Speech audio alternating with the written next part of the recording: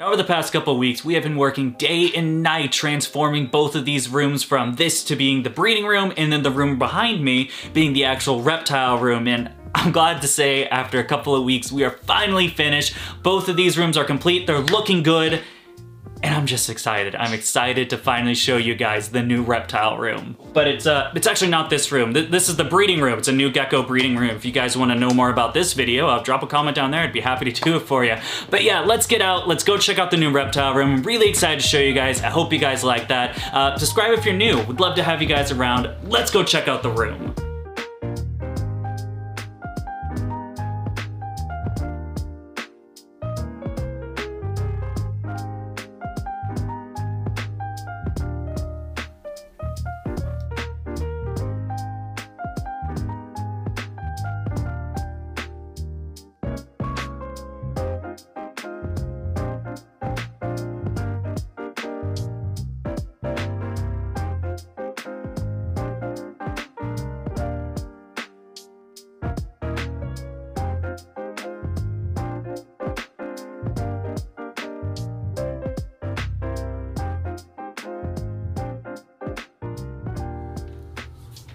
So obviously some things have changed in this room. We've made a lot of big renovations and a lot of things that were once in this room have now changed. Some things that have been in that room has changed and a lot's been going on. So let's take these cages one by one, starting with the all-time favorite, of course, Yoshi the baby chameleon. Of course, Yoshi is a baby pied-veiled chameleon. Now, we've had Yoshi for a couple of months now, right after we did the Frames Cam Chameleon Tour, looking a little card right over there. And I gotta say, Yoshi has completely become one of my favorite reptiles here in the reptile room.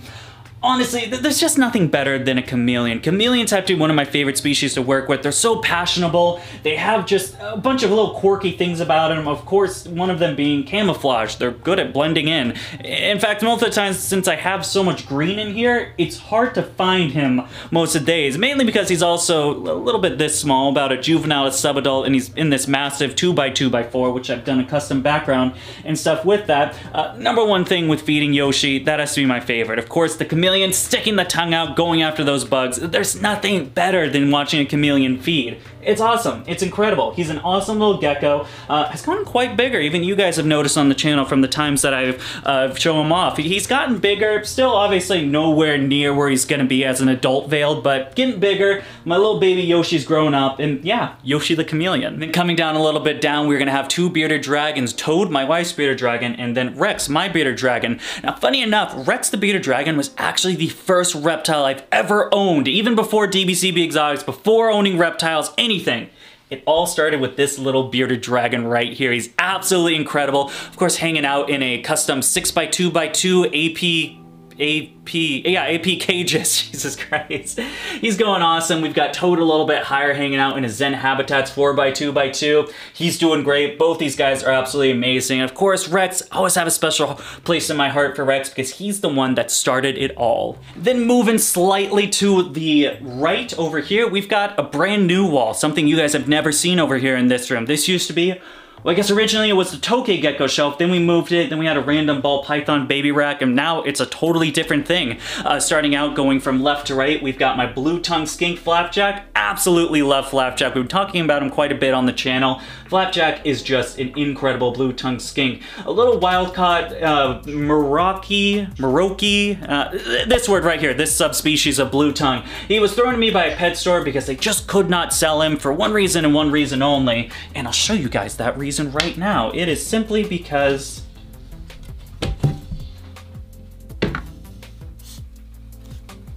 he's a little grumpers of a skink. Doesn't really like being pet. He's gotten a lot better, as you can see. Not really too bad. There was actually just a little bit of hissing.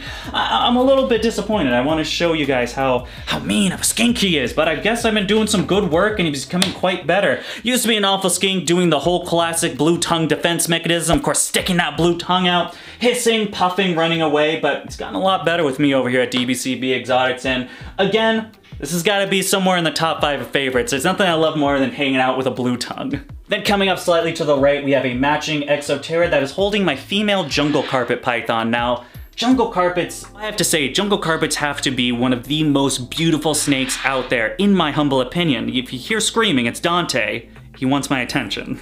Absolute amazing carpet python. We've been growing her out slowly but surely. I believe she's a 2020 or a 2019 baby. So still not full size, still has a little bit way to go. I don't like to power feed the carpet pythons or really into my reptiles. I like them growing again, slow but surely. I think it's a little bit of a healthier way, but man, I cannot wait for her to be a full-size jungle carpet python. They're absolutely incredible, and a big snake, a full black snake with yellow stripes, it's gonna be pretty cool. It's gonna be an awesome experience. And if we just lie down over here, we've got this incredible giant enclosure. This is a 6 foot by 3 foot by 18 inch that is housing currently my red tail boa, or my common boa for those of you that really hate when I call a BCI a red tail. Viv, of course, Viv is my absolute favorite snake to have here. I am just in love with this animal. She is incredible. My third reptile I've ever owned and my first snake I've ever owned, which is also the first big snake that I've ever owned. Viv's awesome. She's incredible. Of course, recently she has come with a bit of an illness. She has a slight abscess right on her nose. If you guys don't know what I'm talking about, I got a video right there that explains most of it.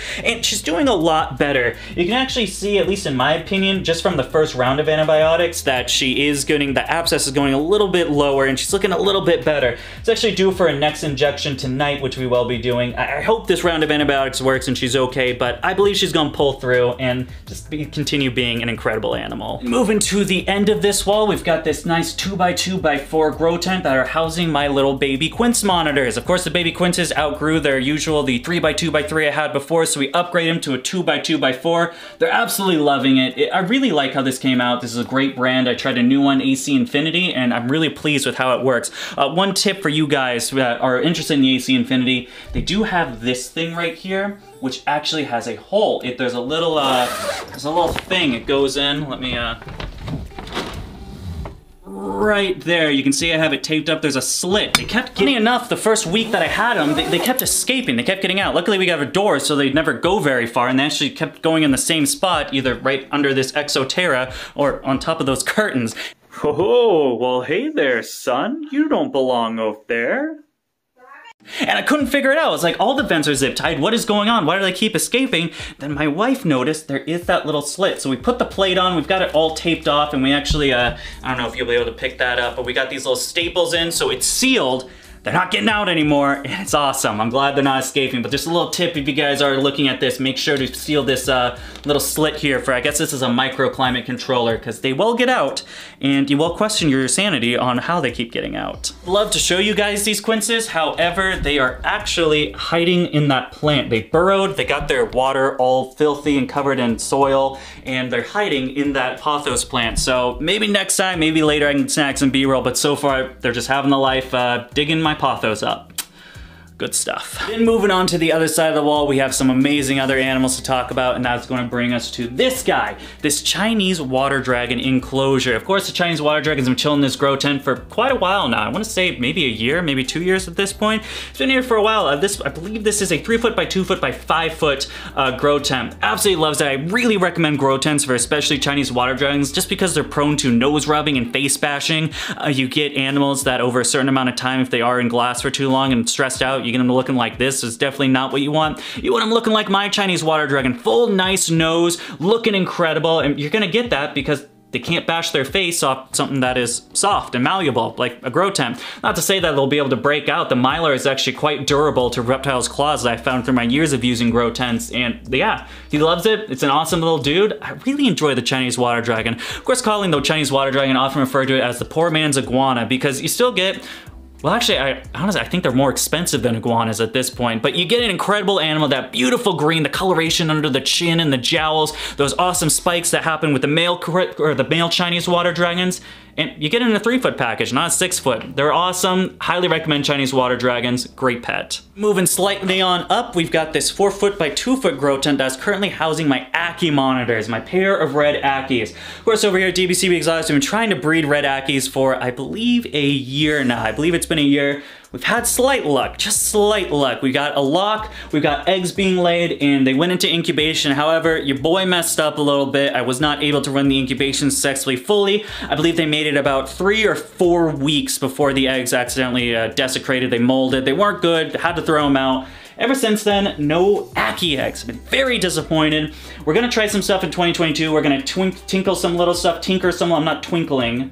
I'm tinkering. We're gonna fix some stuff, try to figure that out, and hopefully, fingers crossed, we're gonna get some red Aki babies here in 2022. Coming on down a little bit lower, we have this 75 gallon with a custom background that has another one of my baby quinces. You can actually see him a little bit right there. I need to get something that lights this place up. I might invest in another UVB bar just to light it up a little bit. A little dark over here, but it's nice and bright over there. I don't like it. I like full coverage for lights, and a UVB bar would only be beneficial for the little dude. Now, funny enough, this actually wasn't supposed to be in here. What I really wanted to do is make a grow tent area, so we'll have the 4x2, the Chinese water dragon, and then I was gonna utilize that as actually a 4 foot by 2 foot by 2 foot and put it in here. However, something that I realized is the 4x2s actually don't fit. You can actually see right here that it's just leaning over slightly, and that's fine for this enclosure. However, when you're putting on the bottom, you got these bars in the way. You're not gonna be able to move anything in here. I tried it, I gave it my best shot. Unfortunately, I could not get that enclosure to work.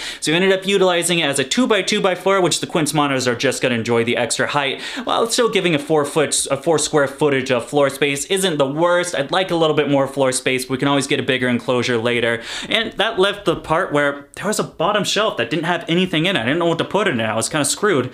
Then I remembered something. Oh, I have this 75 gallon in my living room. I've been working on taming down this Quince monitor, making him a nice friendly dude. So I wanted to put him in a more high traffic area, stuff with, we're in a lot more, you know, we're watching TV, we're doing stuff like that. And the Quince is constantly being trafficked by us. We're constantly walking by him, checking him out, watching him, and things like that, which honestly has worked very well. He's habitualized a lot better than the other ones that are going on in that 2x2x4. I've been having a great time with him. So it made absolute sense that we can put a 75 gallon in here, still being 4 foot, spanning the length of the shelf, while only being 18 inches wide. Just enough space to push it into the shelf and make sure we've got this nice thing going on. I'd like to put some sort of hood so you don't see this kind of part. I had to put pots. We got heavy we got heavy pots because he's able to move this by himself without any friction on it or any weight against it. So we got the nice little ceramic pots going on behind it. I wish you guys wouldn't be able to see that, but yeah, Quince Monitor is wrapping up the reptile room tour with our last animal. I know it's a little bit smaller, you know, there's not like the other ones where I've got like 30, 40 reptiles in one reptile room. I wanted to make this just a nice area that you want to come hang out with. We still have got quite a few little reptiles spanning in and out, but not a bunch to make it overbearing where you can't really walk in. I like just coming in here, sitting, and just checking the whole place out. I want to make this place as great as I can, add extra lighting, extra UVB bars, and extra backgrounds, things like that, to just make it the coolest room that I can with what I can do. The last part of this tour that I just want to show off because I'm really excited about it, we've got this cool little gear shelf going on. I got this nifty little reptile calendar. It starts in 2022, but I just thought this was a cool thing. Green baskets. We've got some Nordic pictures going on over here.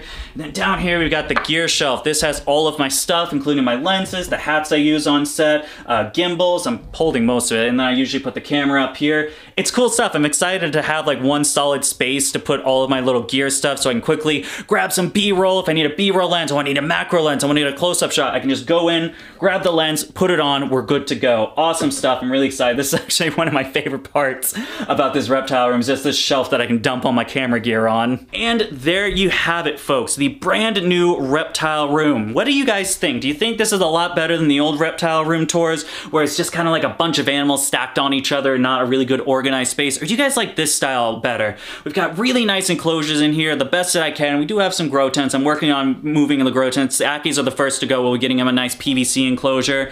But yeah, I want to make this room more about the enclosures and how the setup in the room feels versus just having a bunch of animals and stacking them wherever I can. I no longer think of that way. I no longer want to work that way. I want to work with giving the animals the best that I can and with what I'm able to do. And this room is a great start and a great starting point, which you guys are going to learn as we evolve DBCB Exotics into greater, better things. Well, folks, that is going to wrap the video up today. If you guys want to check me out on some more places, I'm always on Facebook, Instagram, and TikTok. You can find those right down there in the link below. And of course, last but certainly not least, we have Patreon, patreon.com/DBCB Exotics. This is where you get the inside look of everything that's going on within DBCB Exotics Exotics? Well, my breeding business. This includes inside scoops and behind the scenes videos like, well, this reptile room renovation. You guys could have seen what's been going on these last couple of weeks and really how we've made the evolution from what these rooms used to be to what they are now. You get a lot of awesome perks with Patreon, including first time look at the reptiles I produce, first dibs on the babies that I have for sale, and inside little business tips that I have for, it's kind of like a learn from my mistakes kind of thing, how I wish I started out. I get that advice over on Patreon for aspiring breeders